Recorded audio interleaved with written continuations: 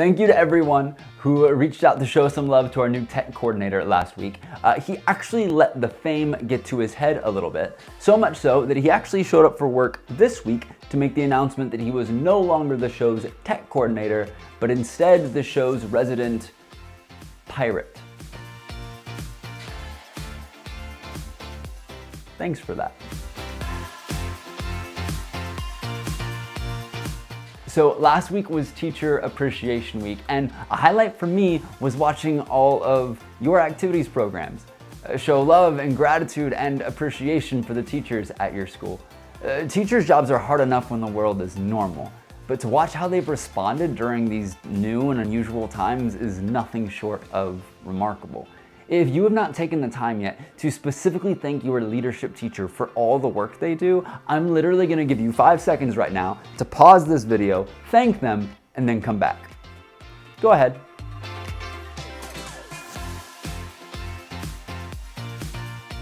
Good work. Lesson 3 starts now. One of my favorite lines of all time is a simple one. When you give what you have, you give people hope.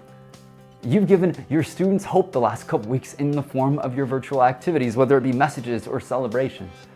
But what if we could at the same time tangibly serve the needs of our community during the crisis?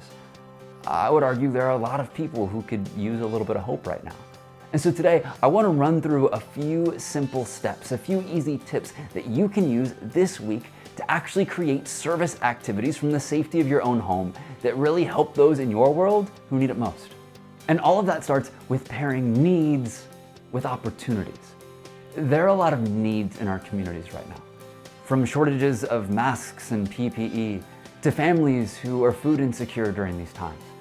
And the way we can respond, one way we can respond in these moments as leaders is to provide our school, our students, our community with opportunities to serve.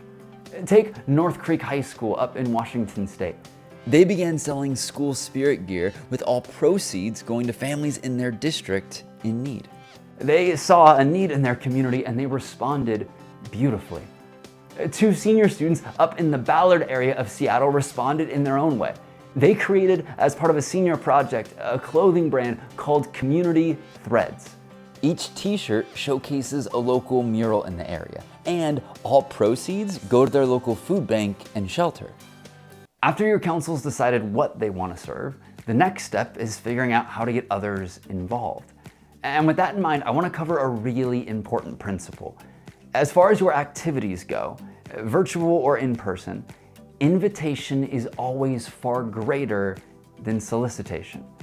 Putting a box in a corner with a sign on it during a canned food drive with just the word donate across from it isn't much of a personal invitation.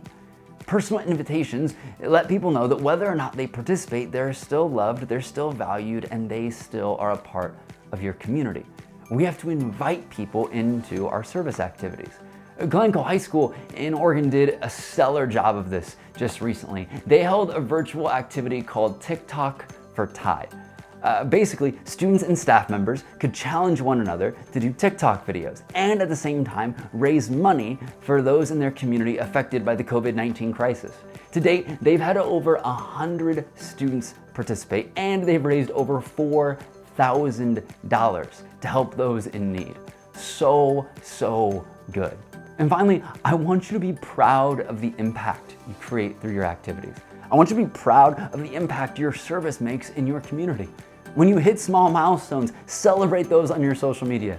When people join in, when people accept your invitation and serve alongside you, show them thanks and gratitude, celebrate their involvement in what you're doing. Our world could use a lot of good news right now, and your activities are exactly the kind of good news that we need.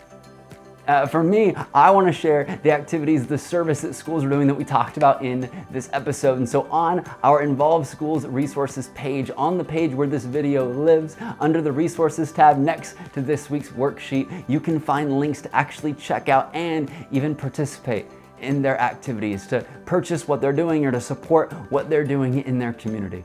As always, please continue sending in your activities. You can tag @Involve Schools or email them to info@involveschools.com. Until next week, which is our last week of this series, please continue staying safe. Please continue washing your hands. And please continue letting every student as a part of your school know that they matter.